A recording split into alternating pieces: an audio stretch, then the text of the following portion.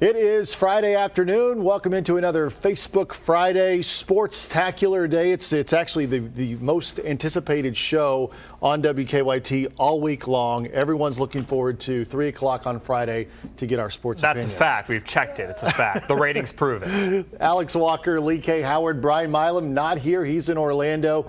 We'll talk about him and how lucky he is in just a moment to be under the 82-degree weather there in sunny Orlando. But it is a big weekend, Alex, not only for the football team as they prepare for the bowl game, the Citrus Bowl against Penn State, but also the basketball team against Louisville tomorrow. And that's a massive one. And you're going to be there at the KFC Yum Center, your first trip down there to Louisville. It is a huge game. It's a chance for Louisville, if they win, to jump into the top 25. Of course, a chance for Kentucky to continue their ride of momentum after beating North Carolina last weekend. Yeah, so we will talk about the basketball game here in just a bit. In fact, we'd hope to have John Calipari's sound for you during this show because he was scheduled to speak to the media today at 2 o'clock before practice. Unfortunately, that got bumped back till after practice, so Cal's going to speak at 4 o'clock, so we won't have any sound from him. But we did get sound from Chris Mack at Louisville, his first rivalry between Kentucky and Louisville, so we'll hear what he has to say. He has some pretty good stuff to say about the rivalry and also about, as he put it, the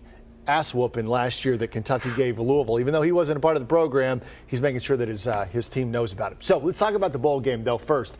The Wildcats, they're making the most of their bowl trip because that's part of a bowl trip. You always want to have a good time when you're there. Visiting Universal Studios last night, but the early afternoon, it was all about business, holding their first practice at West Orange High School in preparation for the bowl game against Penn State. Mark Stoops wants his players to enjoy the experience, but also, don't forget why they're there. They're there to win a football game. Without a doubt, I think that's a big piece of it, to get down here and play well, to get that 10th victory. I talked to the team about that. I want them to enjoy this experience. When we get free time, enjoy it and take care of themselves. But when it's time to lock in at meetings and at practice, to really, be locked in and be energized. And they really got off to a good start today. So I feel good about that. But it is important to find that balance and to get that energy that it takes to win. It certainly does, and you see it every single bowl season. There are certain bowl games it's easy to get motivated for. There are some not as much if you've either been there before or it's a game you don't really want to be involved with. That's always a big kind of focus point of these teams. Can you get up for a bowl game? Yeah, and I also think that's a good point when you think about there's always seems to be one team that maybe is more excited to be there than the other team. And in this case, you've got to think that team that's more excited to be there is Kentucky because Penn State has been in these big bowl games many times before. This is kind of a new thing for Kentucky, at least in recent past. So you've got to believe that Kentucky will be ready to go and ready to play in this game. They will be. And when you have all the pool time, when you have the good weather, that can kind of distract a team and all the gifts and whatnot that you can get as part of a bowl game. But it's like you said, it's hard not to be motivated for this game, especially with the Citrus Bowl. They want to beat Penn State. They want to notch their first bowl win in 10 years. And it certainly helps for Mark Stoops when he has a team in Kentucky that's very experienced and a team that's experienced heartbreak the last couple of bowl seasons. I definitely think that's a big piece of it. These guys have been there. We've been to 2 bowl games in a row now. We didn't walk off the field with that trophy, and that's a big piece of it to get that victory here this week. Yeah, 2 in a row that they've lost. Third time could be a charm. And even we talked to Stoops before they ever left Lexington a couple of weeks ago on the campus, and he talked about, last year they didn't get to leave that game with a trophy. And in fact, if they had given them a trophy, he wouldn't have put it in his trophy case because no second place or runner-up trophy is going in their trophy case. So at first, just to make the bowl game was a big success for this team. And then, of course, to go back-to-back was a big thing. Now they want to bring something home. So, I mean, that's, I think, the obvious next step for this program. It'd be one thing if this was Kentucky's first bowl game in a while, and they're kind of saying, look, we got there. It's whatever. If we win it, great. If not, But this is a team that they've lost so many in a row. I mean, it goes back to, 2009 when Kentucky last won a bowl game. And I think the way this season's been going, it's been such a magical ride. You think eventually it's going to go Kentucky's way, and they'll get a big win here in the Citrus Bowl. Yeah, and they're going to have to come and play because it's not just going to go their way because they wanted to. I mean, they're going to play a tough Penn State team. By the way, Facebook Live right now we're on. I know there's people from all over Powell County, Pulaski County, Lexington, wherever you are. You can tell us where you're watching from, or you can ask us a question if you want to. We can try to get to it. I can't promise we're going to get to everything, but if you'd like to, you can certainly ask us a question on that. And by the way, I was watching Brian's live report yesterday afternoon, and He wasn't sunburnt yet, but as you know from Brian in that Georgia game, he gets sunburnt pretty quickly. So Yeah, we'll see very how long quickly. it takes for Brian to start having the red hue over his face. But he mentioned yesterday that it's beautiful in Orlando, but that when you were at the Music City Bowl last year, it wasn't as much. It was a little cold for that game in Nashville. Oh, my goodness. I mean, you don't think of Nashville as being cold, but last year for the Music City Bowl, for the Kentucky Northwestern game, it was freezing cold. Not any fun to be there as far as the weather was concerned. And I got to be honest, I'm jealous because that game, that very Music City Bowl game is taking place right now between Auburn and Purdue, and everybody's on the sidelines wearing short sleeves. It looks beautiful. And it looks really nice. So, so I'm a little bit bitter that now Brian's in Orlando here under 80-degree weather. And I've been following, I've been to bowl games kind of all over the map in terms of, I've been to Detroit for the Quick Lane Bowl. I've been to the Pinstripe Bowl in New York City in Yankee Stadium. It was freezing. As for Kentucky, it is beautiful in Orlando, and they're certainly taking advantage of the weather. It's great to be here in Florida. Beautiful weather, great practice facility here. So feels good. Good to get the players back. Everybody got here safely from their Christmas break and to get started on a beautiful day. I encourage the players to get out, enjoy the sun, get around the pool before we got started with an afternoon practice, and they're going to go to one of the theme parks here tonight. But I encourage them to get out, and this morning there was a bunch of guys out there. I went out and walked around the pool, and there was a bunch of guys out there just getting a little sun and enjoying it, and I know they commented on it as well, that a year ago we were in some cold weather, and this year it's really nice to be down here. Yes, thank you for the reminder, Mark, once again. Last night they actually went to Universal Studios there in Orlando, and we saw some video from that. Looked like they had a really, really good time.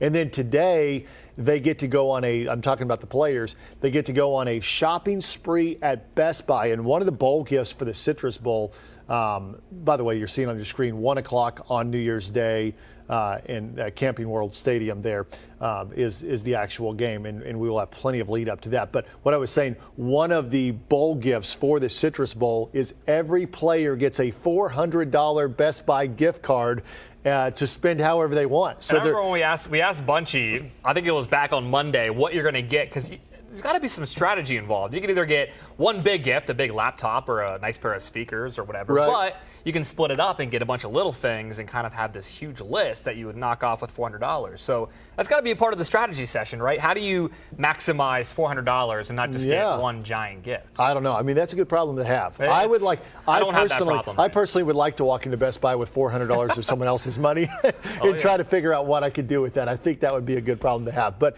yeah, that's part of being in a bowl game. And 1 o'clock, like I said, on New Year's Day, but I also want to mention on New Year's Eve from 7 to 8. And Alex, you'll be down there. You're joining them on Monday. Yes. From 7 to 8 on New Year's Eve, we have a special countdown to kickoff is what we're calling it. Right here on WKYT. Brian Milam, Jeff Pecoro, Alex, I believe you're a part of that as well.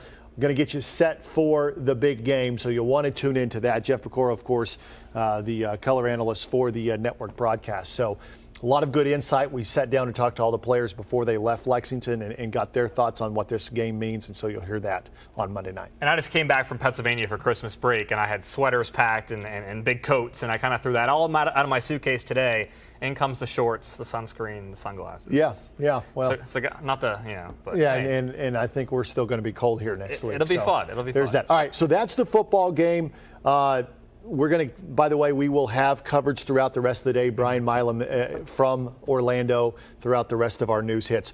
4, 5, 6, and 10, and 11. But let's talk some basketball, because this is a very big basketball weekend as well, because it's Kentucky-Louisville. In fact, this is the game, Alex, most fans circle when they first see the calendar, the schedule come out. This is the game they want to go see. And it's interesting to see how the narrative has changed throughout the season. When this season began, you look at Kentucky and Louisville, and you thought, there's no chance it's going to be close. It might be a blowout again. Louisville's been a pleasant surprise this year. In the first year under Chris Mack, they had that signature win against Michigan State at home in that Big Ten ACC Challenge. They have shown signs of growth. They had their first kind of backs against the wall moment against Robert Morris at home. Right. And they went on like a 22-2 run to erase that and win handily. So this is a well-coached, disciplined Louisville team that will not that will not back down against Kentucky. No, tomorrow. they're not going to. And Chris Mack, although he's never been a part of this Kentucky-Louisville rivalry, he was up in Cincinnati, and he was a part of that Xavier-Cincinnati rivalry. And if you know anything about that, that was not a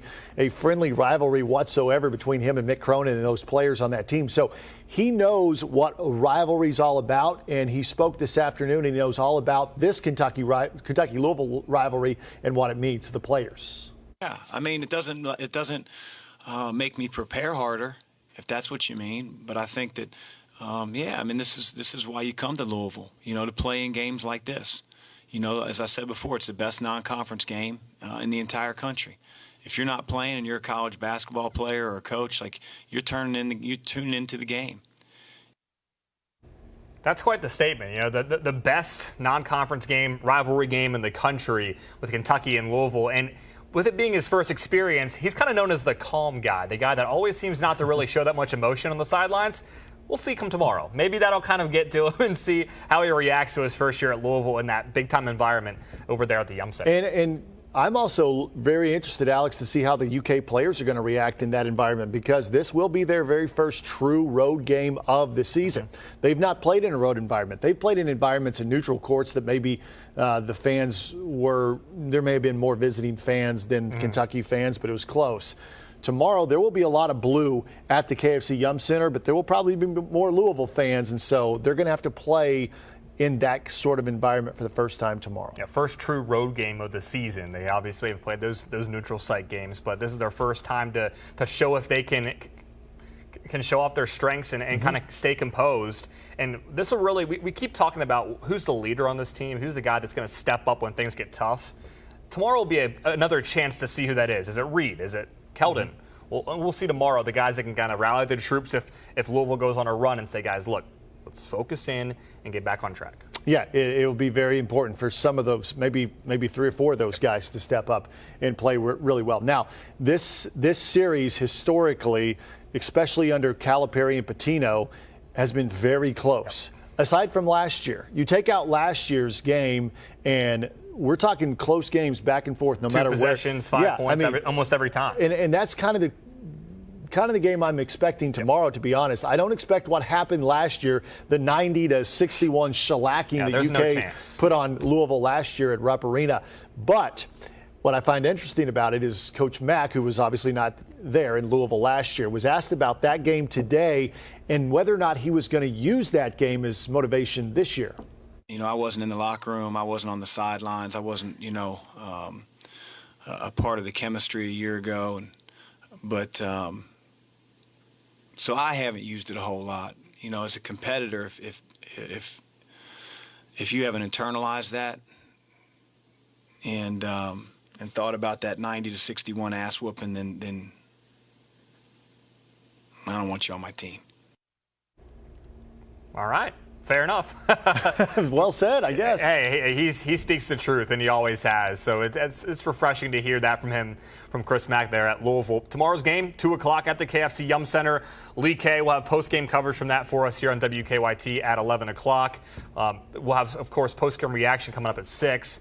We'll have the Game Time show tomorrow night with reaction from the Louisville game. We'll, of course, have Citrus Bowl coverage from Brian and Steve down there in Orlando, and much, much more. We have a packed show tomorrow, of course, centerpieced by that game, because it's going to be a lot of fun to watch. Yeah, a lot of fun, ringing out the 2018 year with a win over Louisville, hopefully, and then the new year with a win over Penn State. We'll see if that happens. That would be a big weekend for the Wildcats if that were to happen. That's the thing. They beat North Carolina. If you compare that with a win against Louisville, that'd be a much more enjoyable New Year's Eve celebration if you're a Kentucky Wildcat. I certainly think so. All right, thank you once again so much for joining us on Facebook Live, and I guess join us here next weekend, and hopefully we have good information and good news for you on next Friday. Thanks so much. We'll see you